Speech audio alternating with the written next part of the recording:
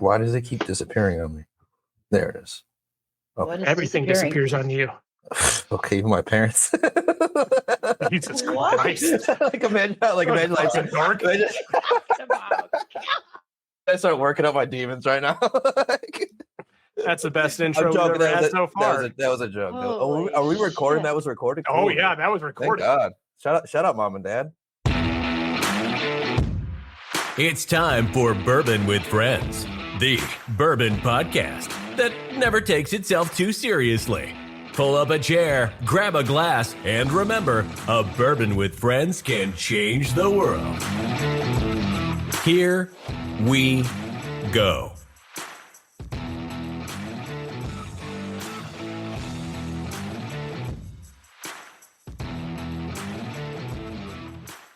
Hey everybody, welcome to Bourbon with Friends. Myself, Adrian, and Martin are here to talk about whiskeys from around the world and how a bourbon with friends can change the world. Adrian, first and foremost, how was your birthday weekend? It's not. It's my birthday month. Let's just say that. Yeah. It's my birthday month. It was really good. Had a blast with some friends. Martin was so kind to come out to Fort Wayne to see me. So it was he did lie. I lied to you. He told me he wasn't coming. He said, I can't make it, Adrian. And I said, you better be there. And he did. He was there. you know what was weird is because I feel like I'm usually pretty specific, or I'll tell you, like I'm pretty transparent. Like I'm not somebody that won't tell you. You didn't even ask why I couldn't make it. Not once. And so I'm like, thank God, because I don't even have an excuse on why I can't make it. I was just like, hopefully she doesn't ask specific questions. I'm sitting there racking my fucking brain. What did I say? I don't remember. What did you say? I said, you better be there. You did. And she was mad. And then, I didn't even ask. I said, you better be there. All it was, and then Patty, shout outs to Caesar. Like, they're just like, Adrian's mad, dude. And so, like, I was going to show up like 20 minutes later, but then I'm like, it's too fucking cold and I got to pee. So, like, that's why I walked in early and then saw you. So, yeah, it was an amazing weekend. Got to share with Adrian in the beautiful Fort Wayne, which is a bigger place than I thought. It's a lot bigger. We got to hang out. Got to go to this place. It's called Dotton Line Brewery. Oh yeah, that was fun. I wish I could have had a beer there. That would have been nice. It was very good. I'm drinking beer right now. But yeah, it was amazing. What was a highlight of the weekend, Adrian? And let's also hear about your progress on Dry January, considering this was that kind of weekend. And like I said, it wasn't too bad, except for I wanted a beer at the brewery. I did really want a beer with you guys, but good.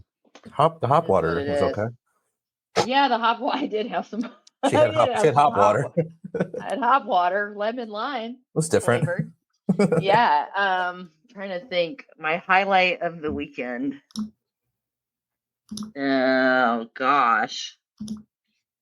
I'm really competitive, so I'm glad we won that game. We did. Both times. we rocked it out on the music. That was awesome. We're clearly superior when it comes to knowing music from 1973. So I think so. Yeah, that was a lot of fun. No, that was a cool game. Actually, shout out Hitster. If you guys are in a board game, it's called. This isn't a promo or any kind of sponsorship. It was a cool fucking game. It was called Hitster. So if you guys are into board games, check it out. So you know what else we experienced this weekend? Freezing temperatures. Freezing fucking temperatures. I know it's kind of like stereotypical, like when you live in cold places to complain about the weather, but I hate it. It's getting to that point where the holiday nostalgia is worn off, and like even though it's like warm outside, there's no acorns roasting on a open fire anymore. You know what I mean? Like at this point, it's just fucking cold. I know never mind. Was it acorns? Chestnuts. Is it? Someone's roasting nuts. Okay, I don't know. Okay. We're roasting nuts somewhere. So no, but like, yeah, it was definitely fucking cold. It was below zero January, in some places. Yeah, it was. Yeah. Well, I'm gonna put this. Let's put those two together. Put those two together. We can put it together. It's pretty much cold and then zero. But at the same time, we actually have to put this on hold for a second because Chad's having issues. Yeah. That's cool. So, which is fine. And we can always edit. Joe can edit this later. Who's Joe? Oh, that's our editor. Who's Joe? I just wanted to say it to make him mad when he watches this. He's gonna watch this You and know- just flick out the screen. Fuck you. Yeah. January's almost over, and then all we have is February, because usually March is not that cold, right? For you, It's not in maybe. Indiana. Well, it's not like you're that much further north than me. No, but it was I know that we've had in the past like some random cold streaks in the middle of those kind of weeks or the months rather. I know sometimes we'll have like terrible like February or March. We had like the worst snowstorm we ever had was 1998 back in the day. Yeah. That's the year I graduated from high school. Was it really? I was in 8th grade. Oh, It was right. my age, but I'm kind We're not old. that far apart. know. But that was it was right before spring break, and we had the week off before spring break, and then we had the spring break week, and we went to Washington D.C. on our D.C. trip. And I'm no longer allowed in what was Washington's home? The District of Columbia? Mount Vernon. Mount Vernon. Yeah, I'm not allowed there. It was a whole thing. I don't want to know. It's a whole thing. I think you told me this story before. Yeah. I got to stay at the Potomac River for a while. I could keep talking about this Washington trip if we need to buy time. No, yeah, I see Chad just walking back up right now. Okay, cool. Yeah. But we can get back into down. that. I see he's down below. Okay. Yeah, I didn't he's see back. he was down there. Okay. Looked like he had to switch computers or move. That's cool. So, Shit. Switch computers. There we go. Thanks for the crotch shot. Do you like it? What is going on? Luckily, I wear all black, so you couldn't tell where it starts or ends. So. Oh You God. white, so like the rest of us. Yes. I am white. All right. All right. I'm just putting in notes right You now. are gonna you were gonna put cold and zero together. I'll retract on that. So basically what I was saying prior to this, and this is gonna actually we'll do this for Joe. So it was really cold and it was really zero. That's not how it goes. So it was it's cold outside. It was below zero, which if you put those together, Brian, go ahead. Oh, really? Now we're just bringing it back to me. Thank you for saying it cold zero. Oh my! No, we do have some amazing. We do have amazing guests.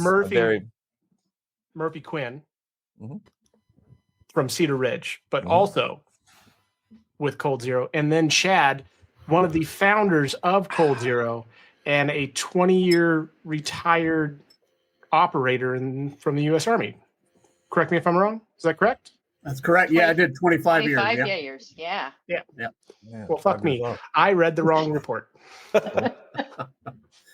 Well, thank you guys for both coming on. It's really excited to having both you guys on. Murphy, first and foremost, you do an excellent job at Cedar Ridge, and I'm jealous of all the shit you are coming out with, being a distiller myself. So I'm envious and wish I could have your talent. And then, Chad, I am envious of your career that you've done in the past, plus what you're currently doing now with your company and how you're moving it forward in a positive direction for veterans, their families, and the special forces groups alone. So thank you both. Appreciate it. Thank you. Damn, that was a solid intro, dude. You're really good at this. Good. Yeah, it's weird. You're really good at this. It's weird. It's like we've been doing You're this really for a while professional, or man. something. That was awesome. But I do echo those, you guys. We've been a very big fan of Cedar Ridge as a group for quite a while now. I was introduced to them through your rye, and we have a buddy, Frida Maltz Germ. Shout out to Germ, who was a person who 100% got me a lot of samples that led me to buying a lot of bottles. So yeah. And then I got introduced to Cold Zero through this. And the minute that I found out that it was in conjunction with that, I was like, it's going to be amazing. So I'm very excited about this interview, by the way. So let's get into it, Adrian. Let's start it off. Birthday girl next week. What is happening? Okay. I lost my screen there for a second. I know you were mid this. It looked like you were about to do like the, I'm not gonna.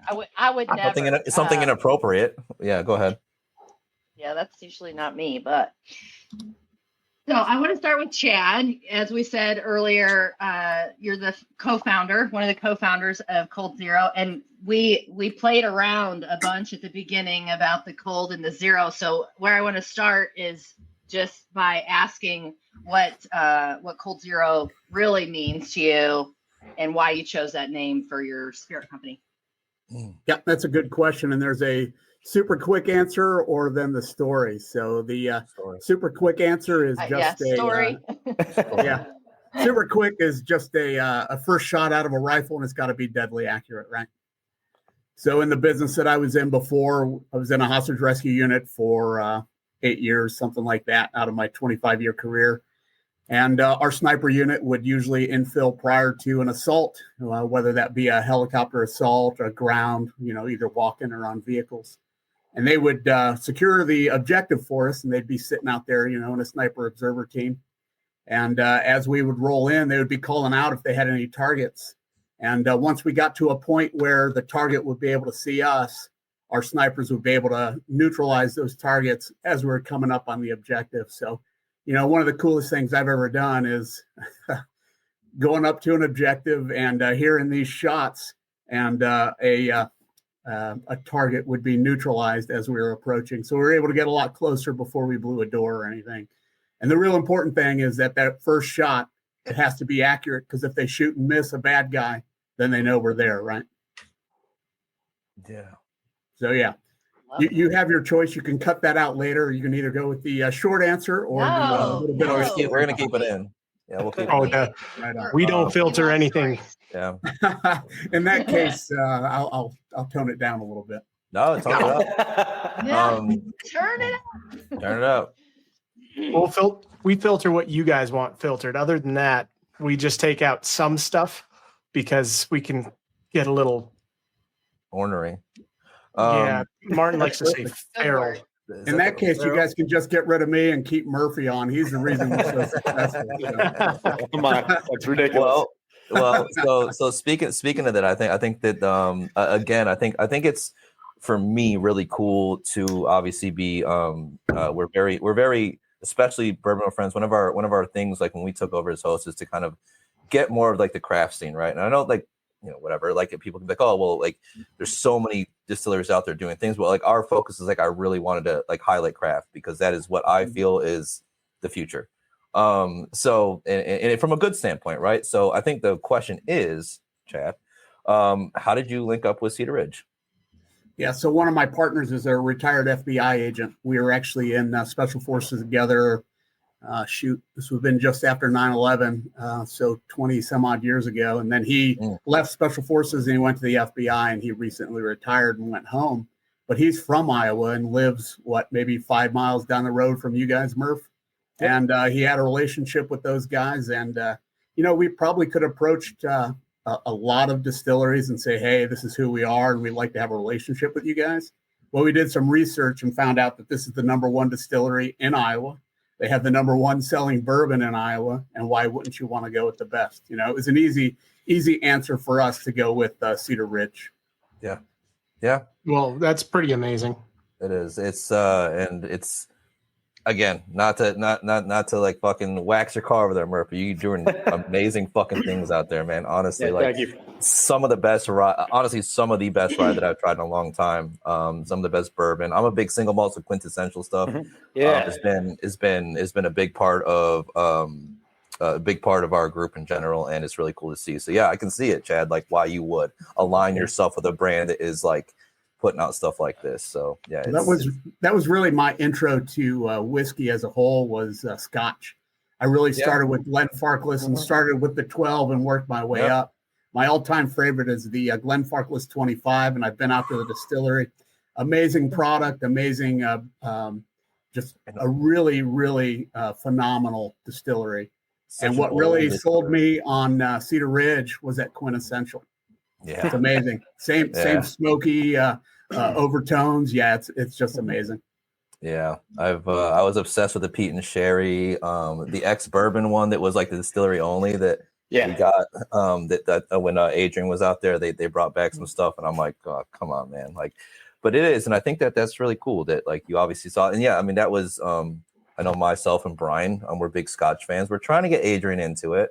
We're trying to get her into more single malts. I just want to say one thing. You may. I tried at ASM with Murphy. That was finished.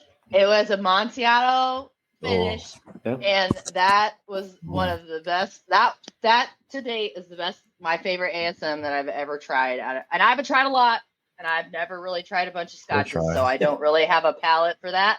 But that I did enjoy that very much. That was my pick that day. But glad to hear that. One of my greatest pleasures is converting people who don't traditionally drink single malt into the category, and I found that using that Amontillado sherry, that's like the bridge to get people there all the way. Yeah, 100%. That was stealing that. It was delicious. Like that's how we get it. No, yeah, it's. I think it does take that. Yeah. No, it's fine. That's what we do is we derail. It's actually bourbon with friends and derail. So, yeah. All right. So, Chad, this is another question for you. Because it's a veteran-led business, right, and a veteran-forward company, you face some unique challenges with balancing like authenticity and the commercial appeal to get that moving forwards. How does Cold Zero like bridge those two gaps together to make Cold Zero a prominent brand for the military as well as a veteran-owned company? Now, it's a good question, and I'll have to get back with you on that one. Let's go to the next question. I'm just kidding. Now, really what we decided when we first started this off is that we weren't going to compromise quality no matter what. So we knew we had and actually one of our mentors, other than Murphy, is Shane Baker out of Wilderness Trail. Yeah. So when I was living down in Florida, I lived just down the road from him, and had a lot of chats. And he really set us up for success. And he said, "You've got a great story, but if you don't have two other things, you're not going to go anywhere. You have to have quality juice in your bottle." So we did that with Murph, and then you got to get into the marketing thing. So you talk about being a successful veteran.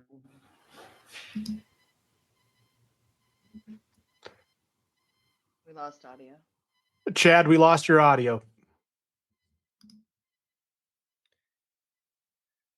While we're waiting for him to get that back up, I can chime in on that. I do want to say that is one of the coolest things about working with Chad and his crew is that they have no desire to just put their names on something and take it to market and sell it. And they probably could do it because they have such an incredible backstory.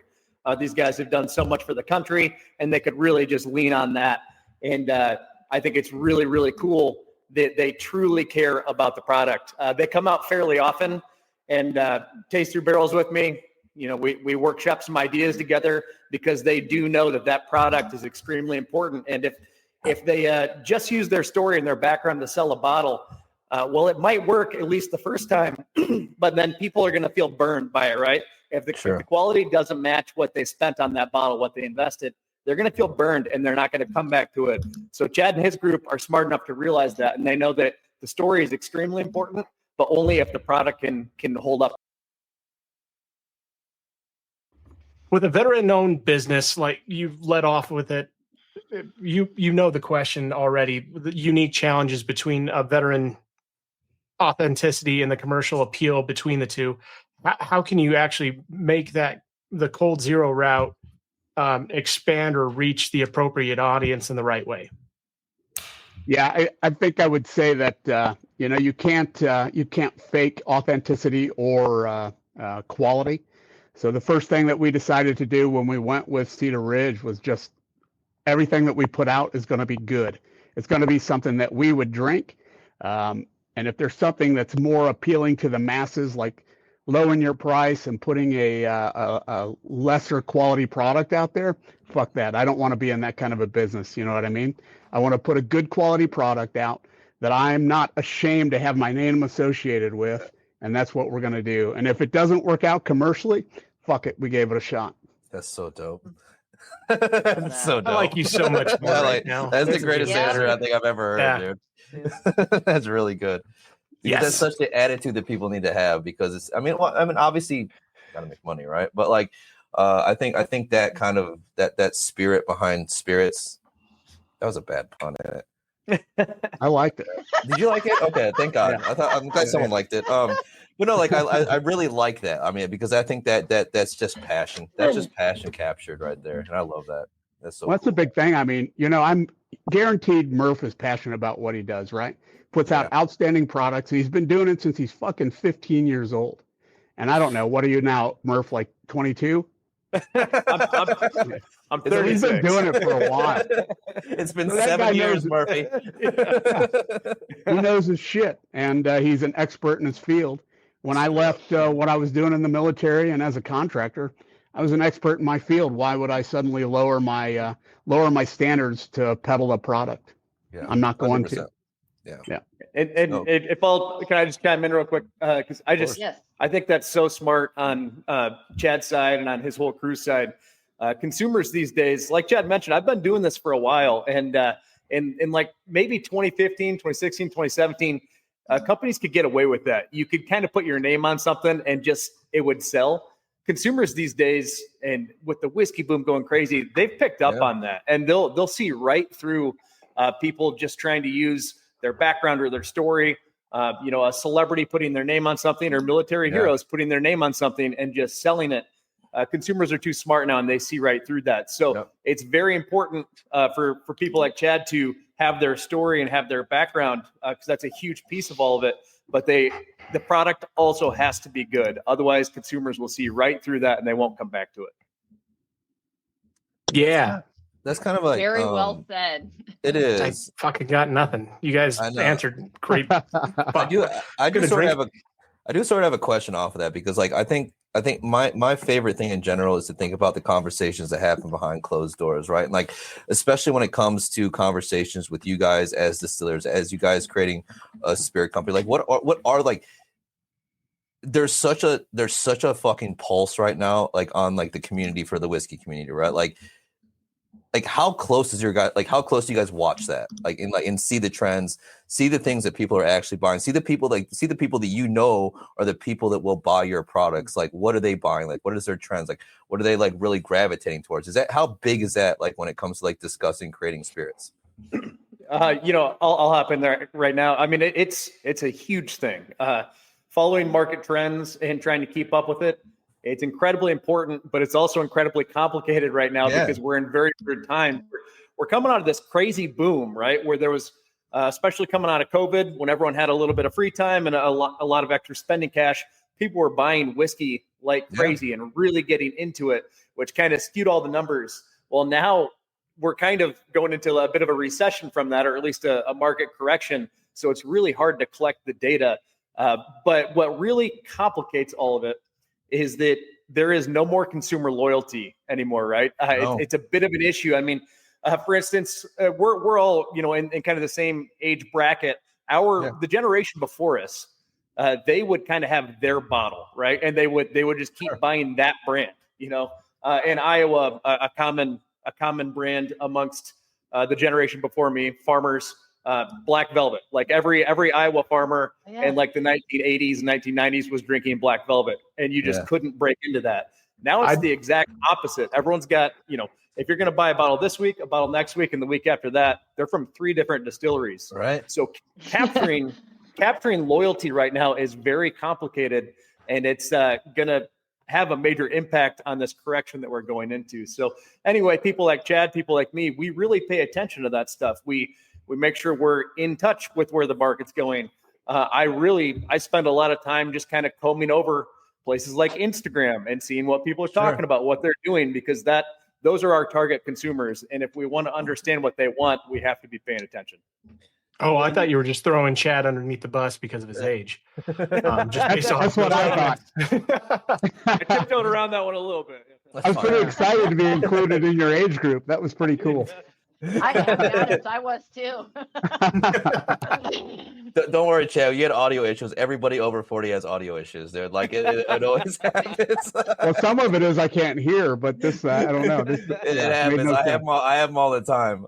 I guess my I know we have pre-written questions, but like I guess my thing to that is where does that stop though? Like where does like the influence from that community stop? Like where what you want takes over? like for both of you guys, like where you want for a product, where does that come over? Like where you, like the noise from the community, the noise from the consumer goes away. As far as well, so I mean, that's kind of the thing about this is that I view whiskey as a producer. I view it as art, right? And yeah, exactly. At the end of the day, consumers want what they want, but what they really want is for the person who's making the art to make it their way. For instance, you know, if I want a painting, you know, I might have like a subject that I want that painting to be about, but I don't want it to be exactly what I want. I want it to be what the artist paints. Otherwise, it's my vision, not theirs. So what is really hard is walking that line, following the market trends, listening to the consumers, but also putting out what you think needs to be put out to the market. So like I said, it's really a touchy subject. It's hard to find that line, but you have to walk it. You have to pay attention to the trends, but you have to put out what you feel is a good product. And you also have to set trends. I mean, because if we're just following, all the time, we're gonna die. We're gonna fall behind. We have to kind of lead the pack. So it is a very complicated thing to do, especially when the market is evolving so quickly. But that's the gig. So we just got to walk that line. I like that. I think you successfully set a trend, Murphy.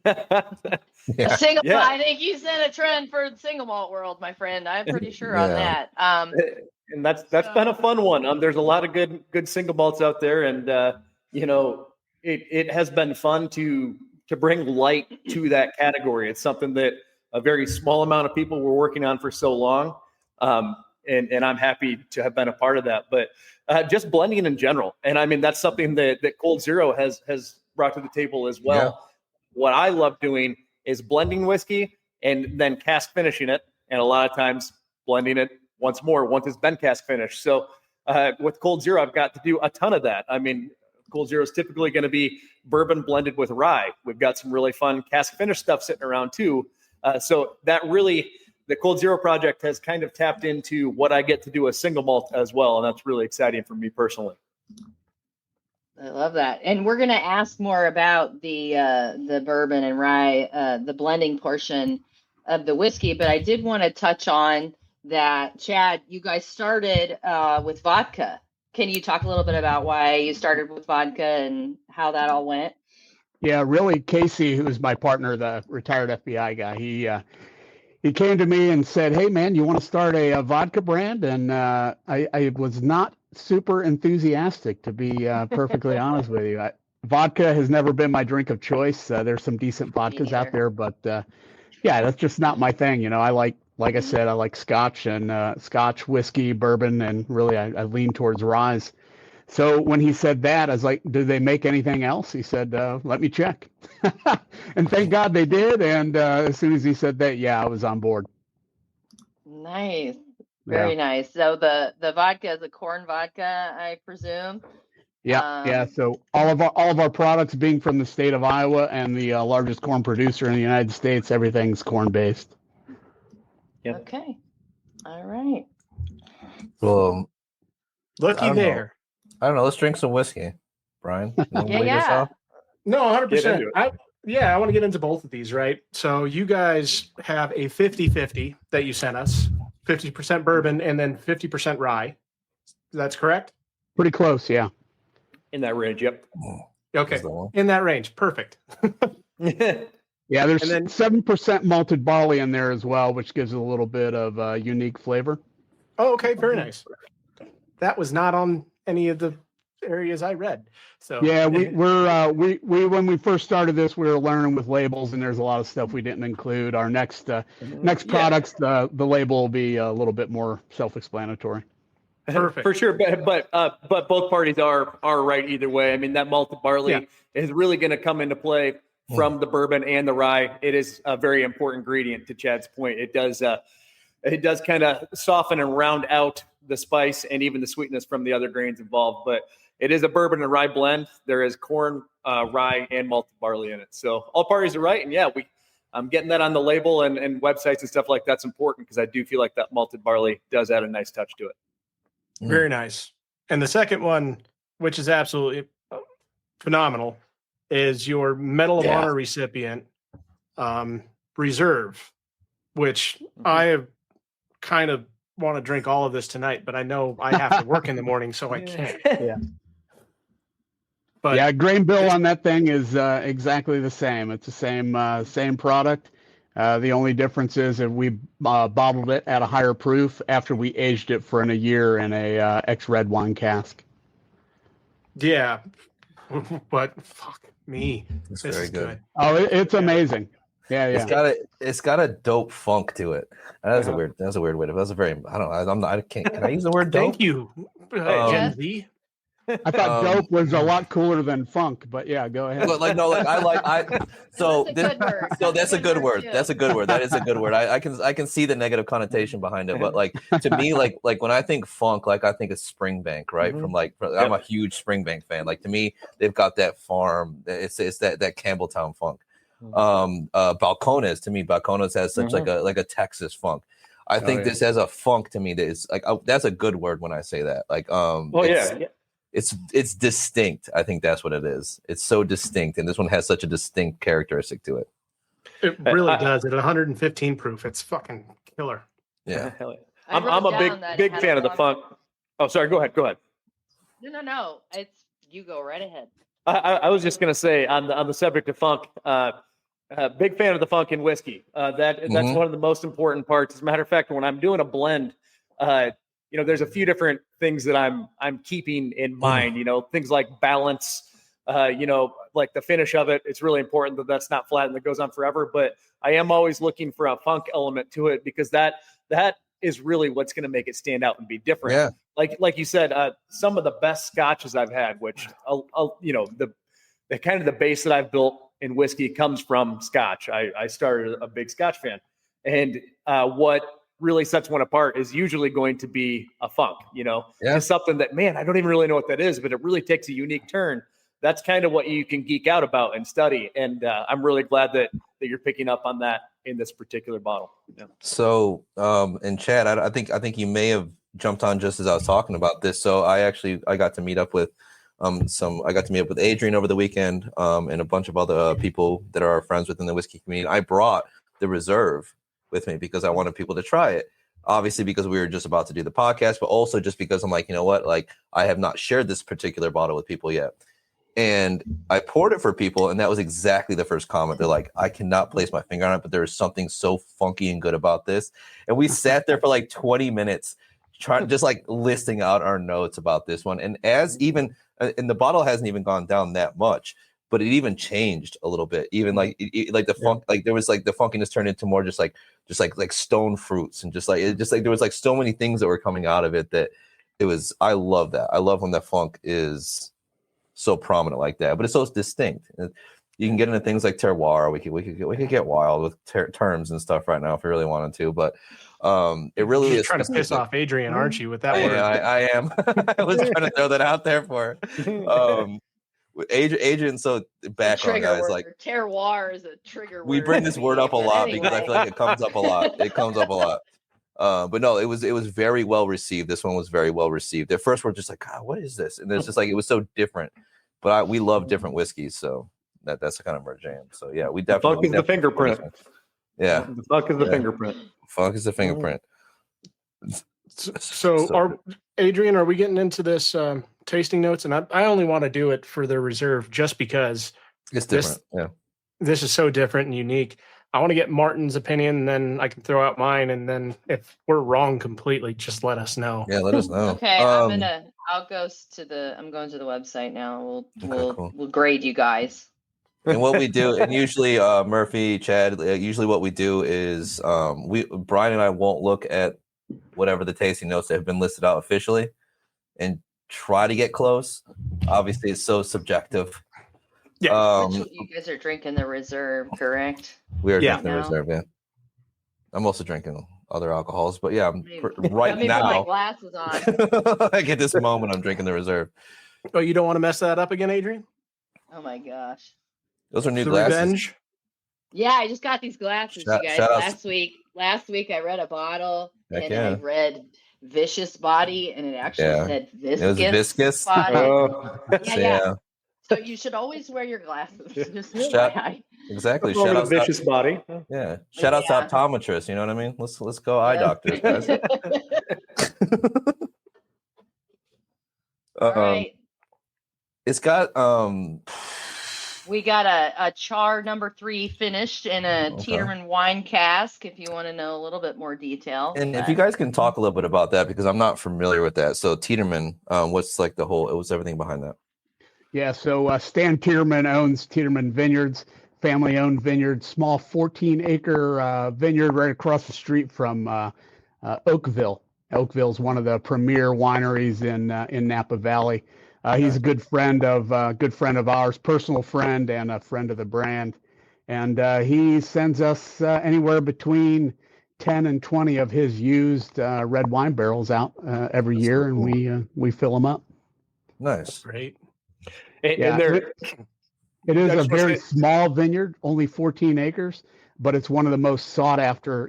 Most of those brands out there, they'll buy grapes from other vineyards, and he's one of the most sought after ones out there. I've seen multiple, and I mean, big name people in the wine business approach Stan and ask him if they can buy his grapes.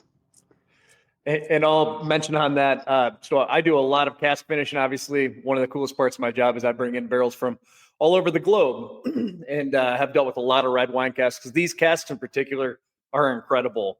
The flavor that they impart, they bring a lot of color to the table. That's something that at times I get nervous when we're shipping barrels from long distances away that they might show up dried out and not impart much flavor.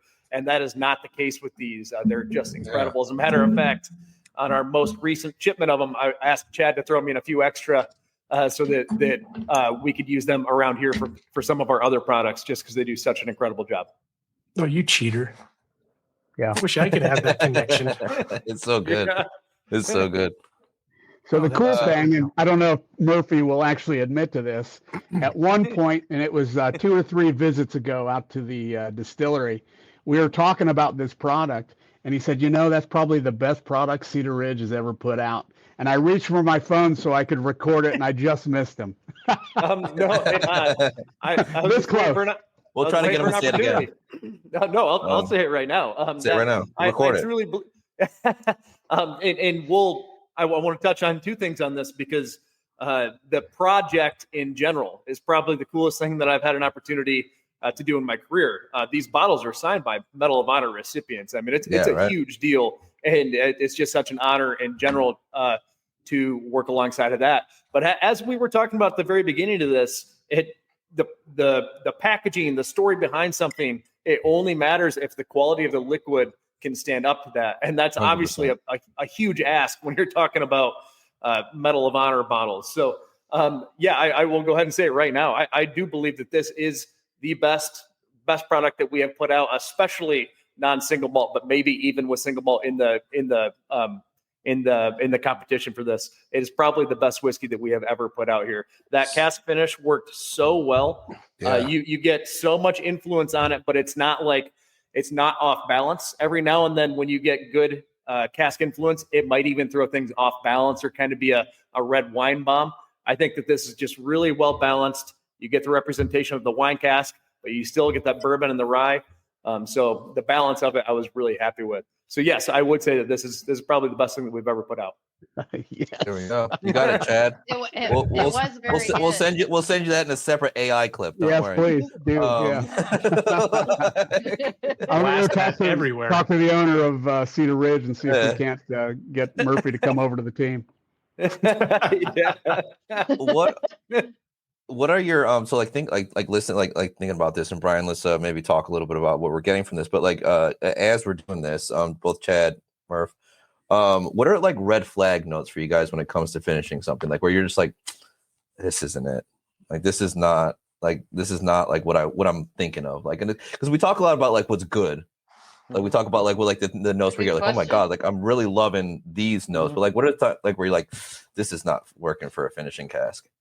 Yeah, I'll hop on that one. I actually love when that happens because it presents a few unique elements. So one, when it comes to cask finishing, you never really have to be done. I'll set bourbon and rye aside here, and I'll focus specifically on single malt because that's really where my expertise is in cask finishing. And I love when I have a barrel that's just like, oh man, this is funky. As a matter of fact, there's a group called the Iowa Whiskey Chasers, just a Facebook group in the state of Iowa. They hunt really cool bottles, just like every other state has. A really good group of people. They came out, and we probably tried through 20 different barrels of single malt, and we came upon this one. It was mesquite malt in an ex-bourbon cask, and it was not good. Pretty like I said, we tried 20 barrels. 19 of them were amazing, and we tried this one, and it was just not good. And everyone was like, "Oh man, that's a bummer. That's a bummer." And I was like, 2 years from now, you guys are going to come back and this is going to be your favorite barrel on the property. Yep. I'm going to find, I look at it as a challenge because I can move it to a different cask, maybe blend it with something else and just keep shaping it, keep finicking it until it is something that I really enjoy. So that's one route that you can do is just keep working on it.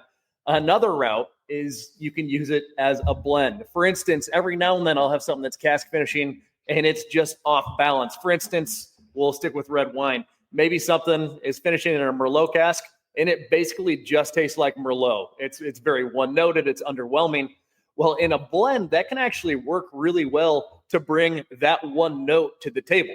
And what you need to do is you need to blend that barrel with other barrels that don't have that note and hope that they can meet somewhere in the middle. So it can work to really round out a blend by bringing that one note to the table. So those are a couple options you can do. I will say, though, it's not 100% there. I can think of one barrel in particular that I just absolutely hate and I want nothing to do with. And that is we bought 4 Amburana barrels. Probably a year and a half ago. And I know everyone has very mixed feelings on these. Some people can really pull them off. With our distillate, it just did not work. I've got some single malts and some bourbon in these Amburana casks, and it just didn't work. And I'm not even going to mess with it. If they just evaporate over time, I don't care. Whatever. But I'm gonna give up on them. Yep. You know what? I don't blame you. I got to be honest. Like, there's been I think there's only been one Amburana finish that I've ever enjoyed, and it's not because I don't think it's not interesting. I just think that it was offensive, for the most part, like what I've tried. But there was a Starlight that they did one. I think they did it really well, but everything else, because it tastes like Cinnamon Toast Crunch. But everything else, I'm like, I can't do this. It tastes like sponge. So Starlight is incredible. And they're really good at stuff like that. Knowing when to stop, and that's really hard with Amburana because I think the trick is, you got 1 or 2 weeks of the whiskey being in that barrel. It's so overpowering. If I brought that barrel into this room and set it next to me, I mean, I'd be able to smell the wood from 15 feet away.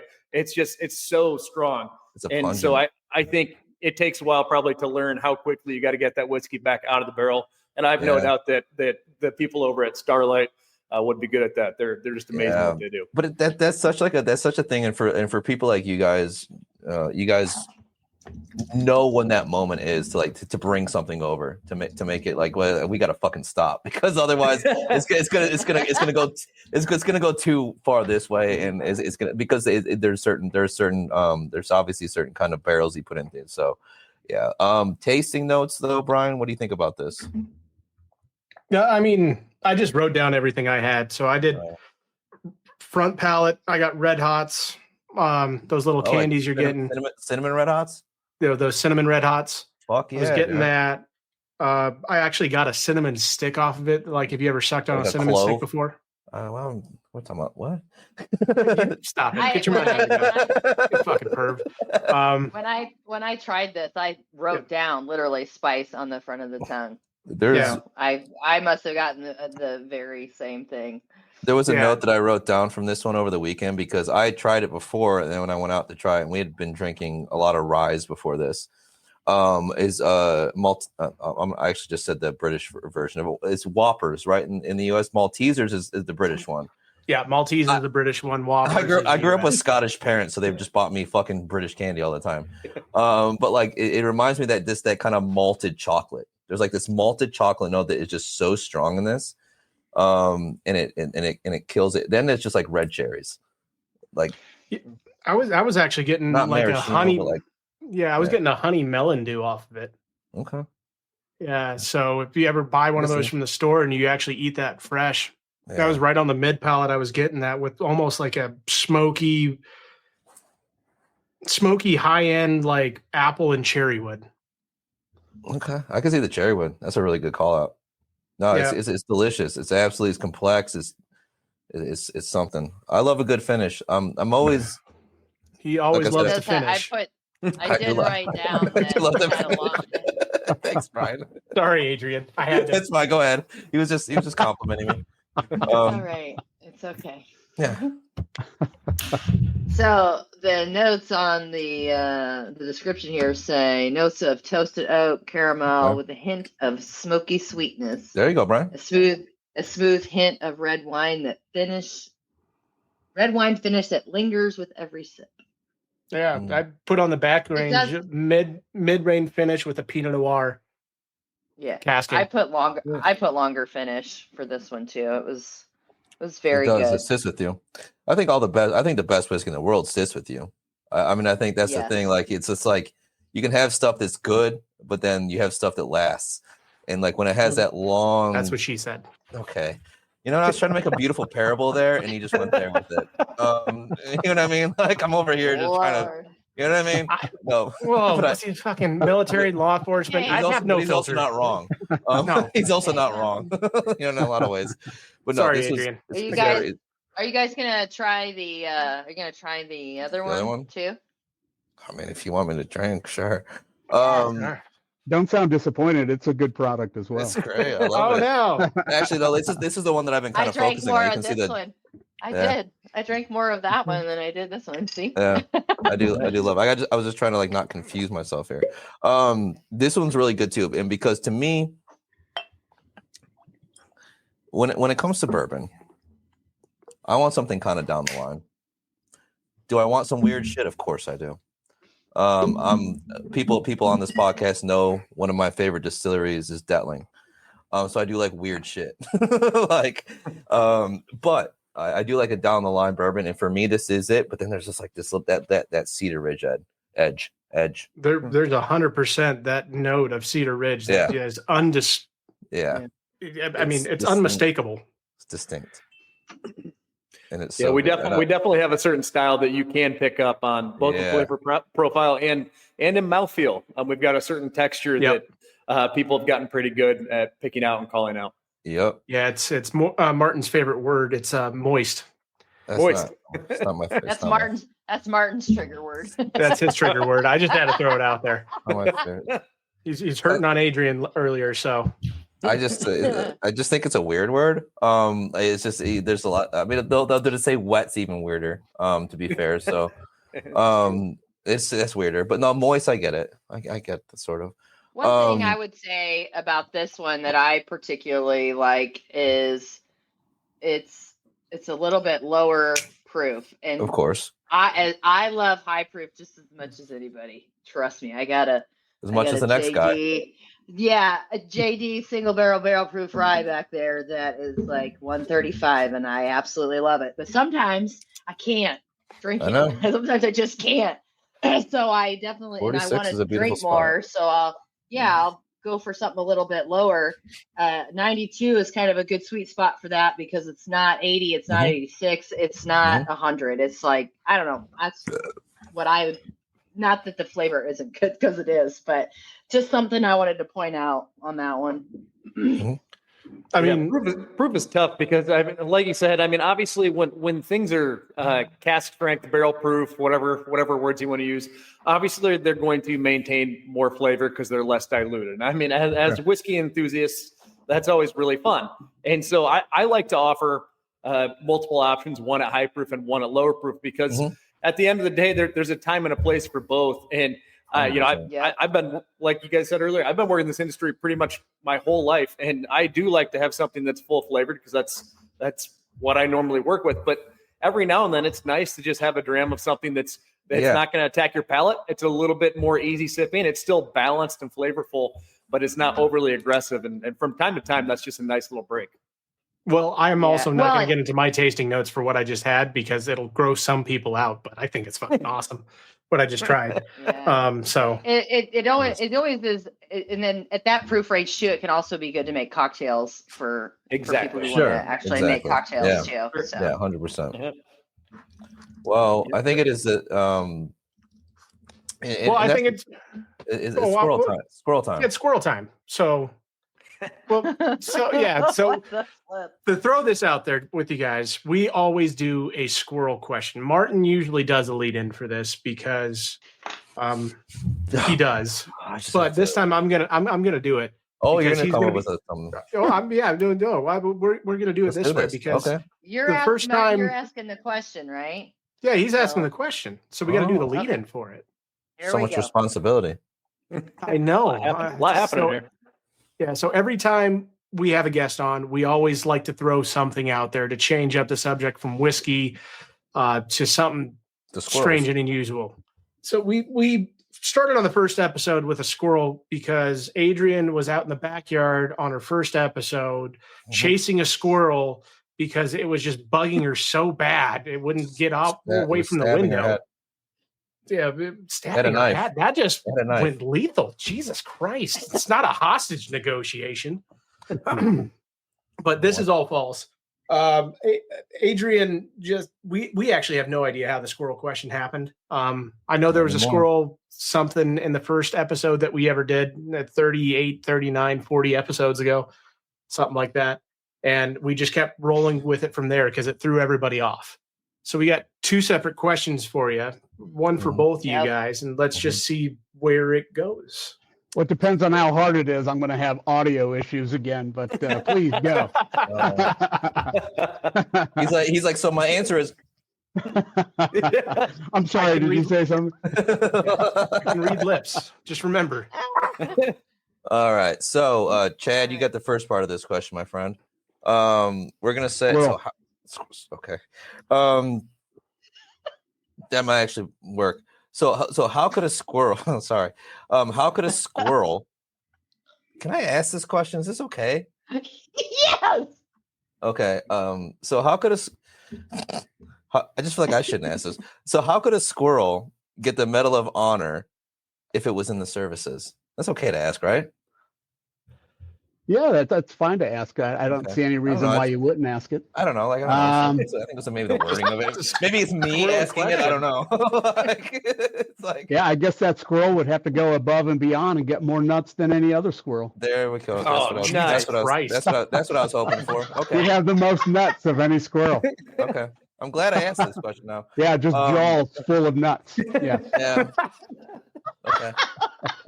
So we Is that what you're looking for? I don't know. We're talking about the Space Force or the Navy? Probably the Navy, yeah. Oh, Space Force. Not to offend my SEAL brothers, but yeah. Yeah, shout out to Space Force. But Murphy, you get the second part of this question. All right. Here we go. This one I feel like is okay, and I can ask this one. When a squirrel is trying to choose a cask, how would it choose it and why? Oh man, I think a squirrel is going to really pay attention to wood influence. I think they're going to want to. I think they're really. Man, that's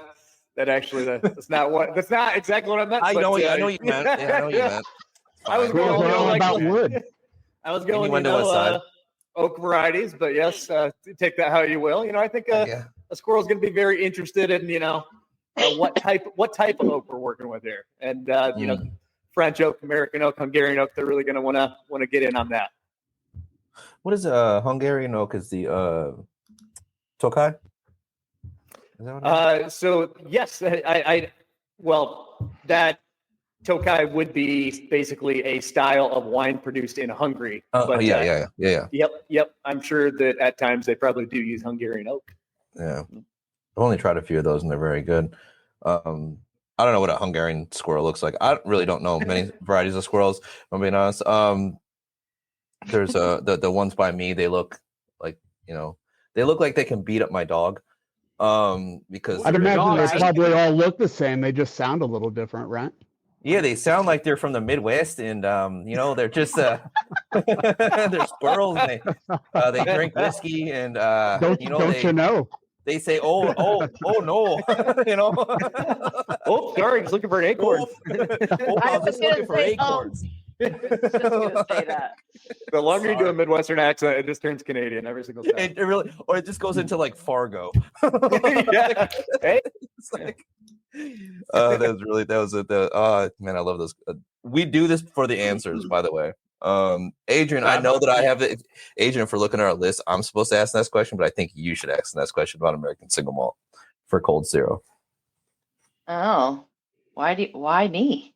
I don't know, just because I gotta pee. If I'm being honest with you. It's fine. All right. It's all good. I got you. You answer this. I'm out of here. I'll be right back. I got this. Yes. So, I don't know why that tripped me up there real quick, but it did. So it's hard to go from the squirrel to like back to reality here sometimes. Anyway, tough transition. That's what she said. It was, do you guys foresee Chad doing a single malt with Cold Zero spirits? I think that would be a hard one. I think we're really we hit our sweet spot with this first offering that we did. And both of them being the same grain bill. I think we're pretty comfortable where we're at. What I'd be interested in the future, maybe a bourbon.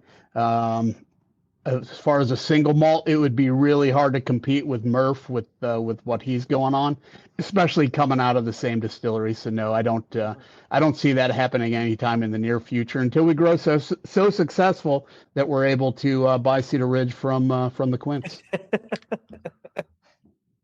I hope you let me work for you if you do that. Dude, I tell you what, 100% you would be the first guy I would approach, and we pay good. Hey, that's great news. That's great news. Oh, that's a great one. So, Adrian, just go on to the next one, because I mean that's a great question to ask, and it honors so much. Yeah. So this is really a question that I wanted to ask. Your website talks about you have a portion of the proceeds that are going to nonprofit organizations that are affiliated with military and veterans and things like that. Yeah. One of them was Warriors Rising. Another one was the Green Beret Foundation. Can you talk a little bit about maybe one of those or anything associated with that? Yep, for sure. So we partner with a bunch of them. So the Congressional Medal of Honor Society, that's important to us because those guys, like I said, unlike the squirrels, they actually did go above and beyond. And if you ever read the stories of those guys, so we've got 6 recipients that have signed bottles for us, and all of those are hand signed. By the way, it's we didn't create those on a label. We sent about 400-ish labels to each of 6 guys, and they signed them each one at a time. And specifically Leroy Petrie, so he was a Ranger. He lost his right hand when he threw an enemy grenade back at I don't remember who they were fighting or where they were at, but Al Qaeda or ISIS, I can't remember. But he threw it back, and the second one he threw back exploded a little prematurely, and it blew his hand off. So when he was signing them, he had to sign with his left hand. And Earl Plumley, who is another Medal of Honor recipient, was actually holding them flat while Leroy was signing them, which is, to me, that's just super fucking cool. You know what I mean? So cool. The fact that those guys, what they did, and then the fact that, they're partnered with us is just outstanding. Also, I got to say, impeccable handwriting, because even if I can't write shit with both hands. Yeah. Is that who you have? Do you have a Leroy Petrie? No, we have Earl Plumley. Yeah. Plumley. Okay. Yeah, we have Earl Plumley, but no, I did read about both of those gentlemen on your website, and it was a very I loved hearing those stories about them and the fact that their autographs were on the bottles. But those guys are both just super studs. Yeah. I mean, talk about two actually on there. I mean, talk about 2 individuals that went above and beyond the call of duty to help out their fellow service members, especially in the Army, right? Since both of them were in the Army. One's a Master Sergeant and one's an Army Ranger who just killed it as a Staff Sergeant and just moved forwards and continued to move forwards no matter what happened.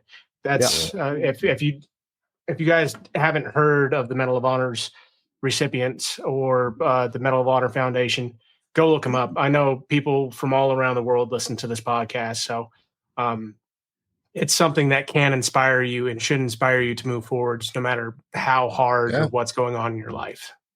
The really cool thing about both Leroy Petrie and Earl Plumley is they're part owners of our company. So those guys actually, they own, they're both involved. We have meetings every week. They get on the phone, they give us an idea of what they're thinking moving forward. But you asked me about a specific nonprofit that we're participating with, and there's a absolute boatload of them. The one that I would like to talk about specifically is Hunter 7 Foundation. And those guys are in Las Vegas right now, and we've got a team member out there. They're at SHOT Show, and what they do is for all post 9/11 veterans, because we have such a high incidence of cancer, is they do free testing and they'll do a body scan. So they'll send you out a blood test. I've actually got mine upstairs that I need to fill out here shortly. And then when they get those results back, they look at all the cancer markers, and then they'll actually find a physician or a physician's office in your area, and they send you for a full body scan like an MRI, and they look at that scan for anything that they think is concerning regarding cancers, and they really they've saved a bunch of lives just by finding cancer prior to you would normally, until you had symptoms. They find it before you have symptoms. So that's one of the newer nonprofits that we partner with, and those guys are just amazing. They're doing a heck of a job, and I think they save lives at least every week. So it's an amazing. I'm honored to be participating with those guys. Well, that's incredible. Go ahead, Adrian. I'm sorry. No, I just wanted to say that I really, when I find out a craft whiskey company is doing things like this, I want to hear those stories. I want you to tell me why you're affiliated with them and what me buying that whiskey is going to help someone else. So I appreciate you sharing that information. Yeah. So this is a business, and we did get into it to make money. We haven't made money yet. Nobody on the team's actually gotten paid. But to be honest with you, most of us are retired anyway. So we've got a pension coming in from the military or government service of some sort. What really matters to us, and I would say probably the two most important pillars of our company, is don't compromise your integrity by putting out a shit product. And by, partnering with Cedar Ridge, we're not going to do that. It just will not happen. Everything that we put out is going to be an outstanding product, whether it's to your taste or not. That's subjective, but objectively, we're putting out outstanding products. And the second thing is we're going to give back to the veteran community that we came from, both veterans and first responders and cancer victims, because I'm a cancer survivor myself. So we're taking care of those three kind of efforts, and we're able to do that by either supporting with donations, either monetary, or more likely what we do is we send out quite a few bottles and give them up for auction items. But those are the two most important things to us is giving back to the communities that we came from and putting out an outstanding product. And I should I get down off my soapbox now? No, dude, I love your soapbox, by the way. I think that's going to create the loyalty that Murphy was talking about that everybody's looking for. Those are the kinds of things that keep people. I don't know, like me personally, I want to support things like that. I want to help people, right? So I think that's awesome. Absolutely. So there's consumers that are going to get out and support that because obviously they're doing good and giving back to the community, which is great. But I can say even as a producer, it's something that's so incredibly cool, to even be able to work with these guys, to help these people who have helped, everyone in our country for decades and decades, and kept us all safe. To be able to work with them is just such an incredible honor, and to see them also giving back to that community just takes it to the next level. It is, and I mean, it's such a great. Absolutely. It's such a great. I mean, what better of a product could you have? It's a good whiskey product. Mm-hmm. Number one, that's what it speaks, right? There's not going to be anything out there. Like if you put a product out and people are like, well, okay, well, it's not that good. I don't know how much I'm going to get into the brand. But when it's good, they will back the shit out of the brand. And especially for what you guys are doing out there, I think it's a special combination. Because it elevated me, because I tried the whiskey before I knew that it was Cedar Ridge doing it. And I got the bottles, and these guys know I'm not great at admin. Like I don't read a lot of things. Usually I just go into stuff, and I just started drinking. I'm like, wow, this is fucking good. But it reminds me of something. And then I was on a live, and they're like, well, yeah, it's out of Cedar Ridge. I'm like, oh, that makes sense. Like, that's why, like, I love everything about this bottle. Like, I loved it, like how it said veteran owned right on it. And I know when Brian and myself and Adrian took over this podcast, we had a couple goals, and that was to highlight craft distilleries, but also veteran owned distilleries. That was a big part of like what we wanted to do. So like that, like it literally scratched every fucking itch that we had for like what we do. And I loved it before, but it made it so special that it was these two things coming together. And I think to me, that's what I look for in brands. Because there's so much shit out there. There's a lot of whiskey out there. There just is. Well, I mean, It's a lot. Crazy. There's so much fucking whiskey. It's insane. well, with everything that we're More doing whiskey on the today, shelf than ever before. yeah, There's so much stuff. with everything that we're doing today, there's 2 days that we're actually in, right? So it was the inauguration of the president today, as well as Martin Luther King Jr. Shout out to Mel. Day as well. So but more important to that, I believe the focus should be on our veterans and Absolutely helping out the ones who gave the most in those communities and in those areas that they did by sacrificing their bodies and lives. And first responders fall in that category as well, from law enforcement to nurses to doctors to anybody who's helped out in those communities to build it and make it strong and keep it strong by keeping crime out, or making sure houses don't burn down, or making sure people don't die just randomly from cancer. So we just have to be very cognizant about what we're doing. And I believe Chad, Murphy, you guys are doing a phenomenal job in everything that you're doing for this. And I really applaud it. Thank you. Definitely. Appreciate it. Thank you. So the last soppy question I got for you guys. It's soppy, but it's good. Yeah, this is our favorite question. Yes, it is. Yeah. Also, Better than the squirrel question? It's no more squirrels. No more squirrels. But also, soppy is a better word than moist, by the way. Soppy, I know that sounds grosser, but like it's better than fucking moist. Well, it is a wet question. It's a little more messy, perhaps. Yeah. Not wet. This is a great question. No, it's a phenomenal question. It's soppy. I get it. Yeah. Let me guess who wrote this one. The smart one on the podcast. So that nails it right down. Yeah. What's your guys' favorite whiskey memory or spirit memory that you've ever had throughout your entire life? Yeah. Sharing it with someone, drinking it with someone. It could be anything from whiskey to anything on earth. From you experience your dad drinking something and just watching it to now. Yeah. We won't get into my trauma or Brian's trauma or Adrian's trauma. What do you guys think? I can go first, and I'll just because it's an easy out. I'm not going to talk about the fun times that Chad, Casey, and I've had together, because those have been some of my.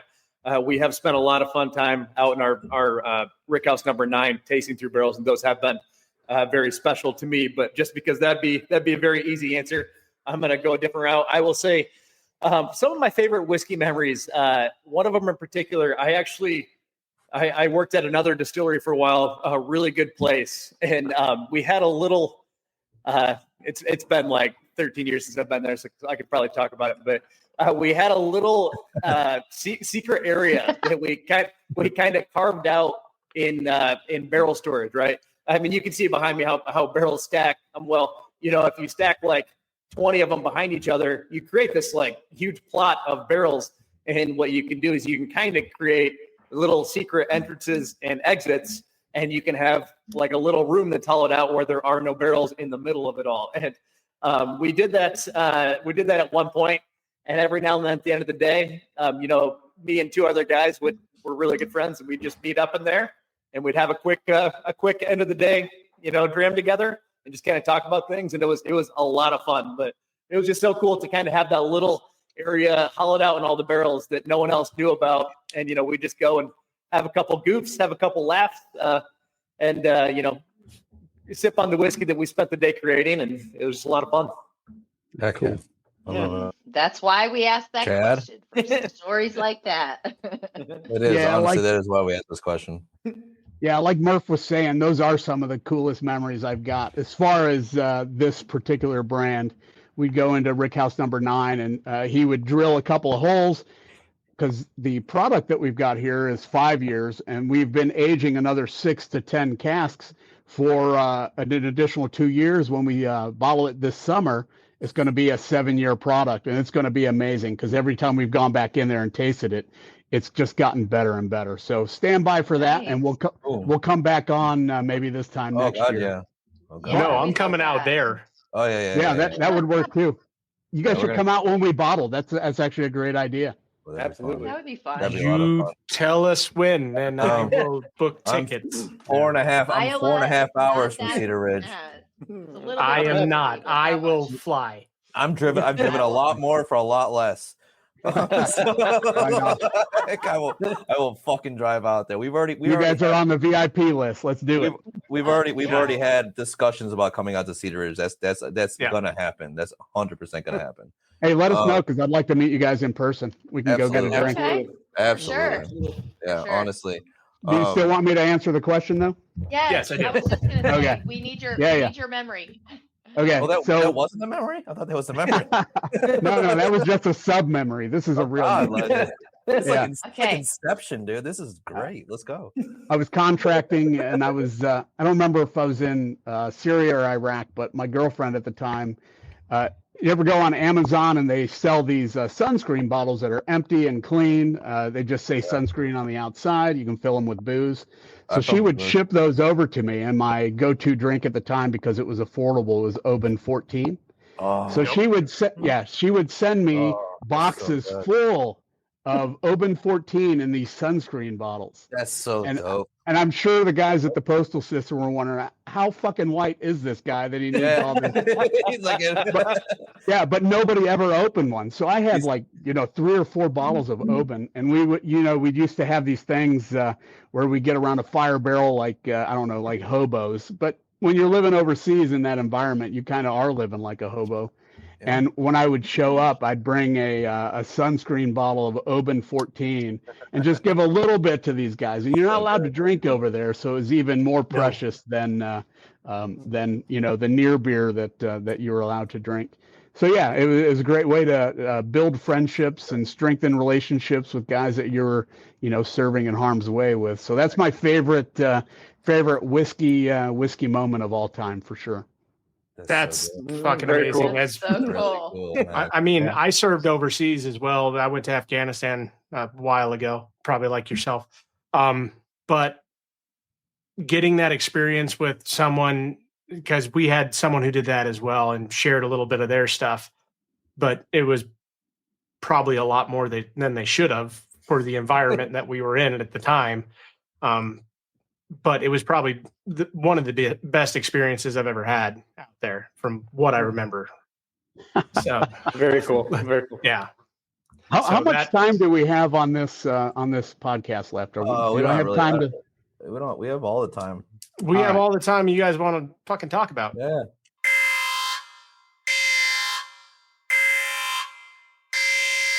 Yeah. It was a good one, though. It was good. Yep, it was great. For everybody that's hearing it now, it was so good. It was a great story, and you're never going to hear it missed out. because that's getting cut forever. It's so cool. Yeah, Even if you guys pay for the Patreon, still can't hear it. Yeah, that one's cut. That one's cut. Still can't hear it. You guys can share it personally with people that you trust.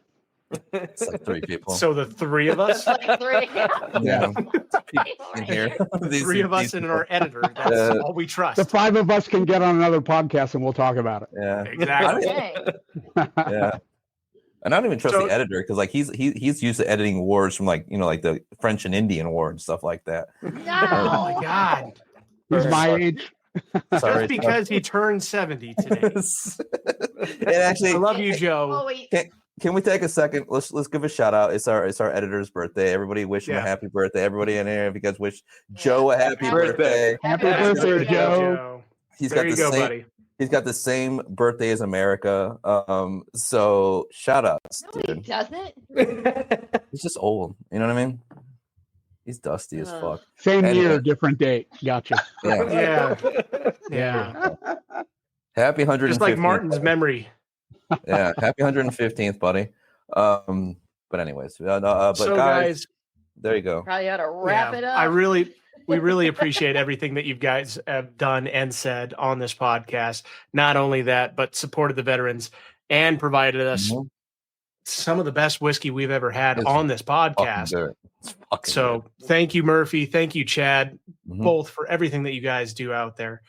And everybody out there, no matter where you're at in the world, thank you guys. And remember, a bourbon with friends can change the world. Yeah. Have a great day or night. Thanks, y'all. Cheers, buddies. Cheers, everybody.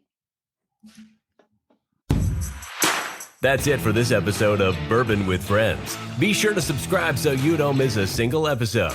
While you're at it, leave us a review to make it easier for others to find the show. You can also check us out on Instagram at Bwfpodcast. Thanks for listening.